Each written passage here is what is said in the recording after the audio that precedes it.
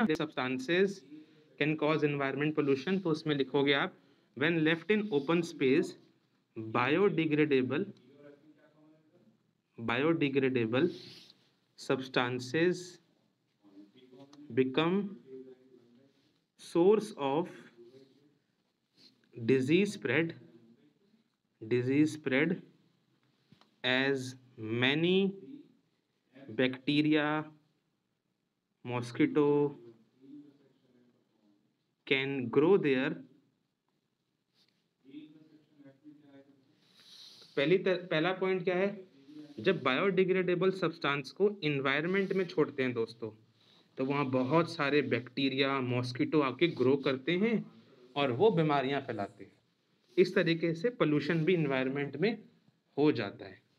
Number 1 point ये हो जाएगा। ओके, सेकेंड पॉइंट, जब बायोडिग्रेडेबल सब्सटेंसेस को हम लोग जो है वो ऐसी ओपन में छोड़ देते हैं, हवा में छोड़ देते हैं, तो होता क्या है कि वो फिर आपका पानी से मिक्स हो सकता है, जिसकी वजह से क्या होगा, आपका वाटर पोल्यूशन हो सकता है। दूसरा, अगर आपने उसको एक ओपन जगह पे छोड़ दिया बायोडिग्रेडेबल सब्सटेंस को, तो वहाँ से क्या हो सकता है, वहाँ से वो एक प्लांट या एक एग्रीकल्चरल फील्ड में जा सकता है।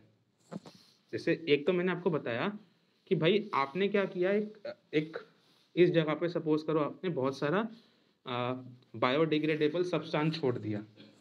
अब यहाँ से चांस है ना वो पानी में आ जाए, पानी में आएगा तो क्या होगा, उसको हो सकता है फिशेस खा जाएं, जिससे फिश मर सकती हैं। फिश मरने से पूरा पानी गंदा हो जाएगा और वाटर पोल्यूशन पक्का है। और कोल प्लांट क्या कर रहा है, मतलब जो कोल फैक्ट्री वो क्या रोल प्ले कर रही है? मर्क्यूरी वो अलग चीज है।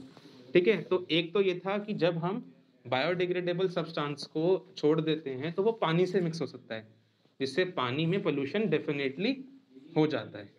एक ये हो गया। दूसरा, अगर बायोडिग्रेडेबल सब्सटेंस आपका जो है वो पहुंच गया सॉइल में, प्लांट के पास, तो प्लांट उसको अपटेक करेगा, जिससे सॉइल पोल्यूशन जो है वो डेफिनेट हो जाएगा, सॉइल खराब हो जाएगी, और अगर प्लांट ने लिया तो प्लांट की भी लाइफ डैमेज हो सकती है। Second point, when biodegradable substances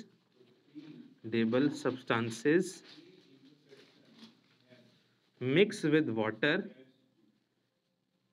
when biodegradable substances mix with water, they pollute water, causing water pollution। है ना दोस्तों, जब बायोडिग्रेडेबल सब्सटेंसेस पानी से मिक्स हो जाएगा तो वो पानी के अंदर वाटर पोल्यूशन कॉज कर देगा, और वाटर पोल्यूशन तो बहुत कॉमन है।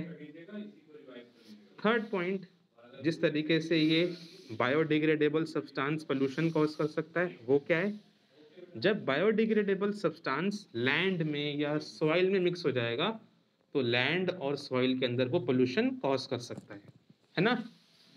When biodegradable substances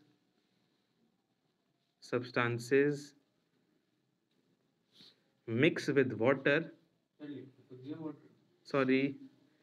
mix with soil, land, it can cause land या फिर soil pollution। तो ऐसे बहुत तरीके से बायोडिग्रेडेबल सब्सटेंस तो पोल्यूशन कॉज कर सकता है। देखो, अब हम अगला क्वेश्चन क्या लिखने वाले हैं कि नॉन बायोडिग्रेडेबल कैसे पोल्यूशन कॉज करता है। अभी हमने लिखा ना बायोडिग्रेडेबल पोल्यूशन कैसे कॉज करता है, समझेंगे। आपको पता होगा कि ना जो इंडस्ट्रीज होती हैं, जो फैक्ट्रीज होती हैं, वो बहुत सारा धुआं निकालती हैं एनवायरनमेंट में। जैसे एक फैक्ट्री है, एक कुछ प्रोड्यूस कर रही है, तो इसने हवा में बहुत सारा धुआं निकाल दिया। सपोज करो उसने मरकरी हवा में निकाल दिया।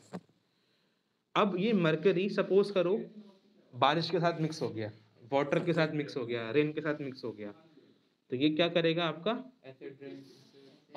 एसिड रेन बना देगा और पानी में गिर जाएगा। अब ये जो मरकरी जब पानी में आएगा तो हो सकता है कि ना छोटे मोटे माइक्रोब्स उस मरकरी को अपने अंदर एब्जॉर्ब कर लें, खा लें। पॉसिबल है ना, क्योंकि पानी में जब मरकरी होगा तो उनकी बॉडी में वो नेचुरली आ सकता है। जैसे हवा में इतना सारा पोल्यूशन होता है तो हम लोग ब्रीथ कर लेते हैं, ये छोटे छोटे जानवर भी तो पानी से ब्रीथिंग करते हैं, तो इनकी बॉडी में हो सकता है मरकरी आ जाए। फिर इस छोटे छोटे ऑर्गेनिजम्स को बड़े फिश ने खाया, उनको और बड़ी फिश ने खाया, तो ये मरकरी का देखो लेवल देखो बढ़ते जा रहा है, बढ़ते जा रहा है। इसे हम बोलते हैं bio magnification. Bio magnification, bio मतलब लिविंग ऑर्गेनिजम्स, मैग्निफिकेशन देखो मरकरी का लेवल बढ़ रहा है, मतलब पोल्यूशन का लेवल बढ़ता जाता है ऑर्गेनिजम्स में। मरकरी या एक केमिकल होता है आपका DDT,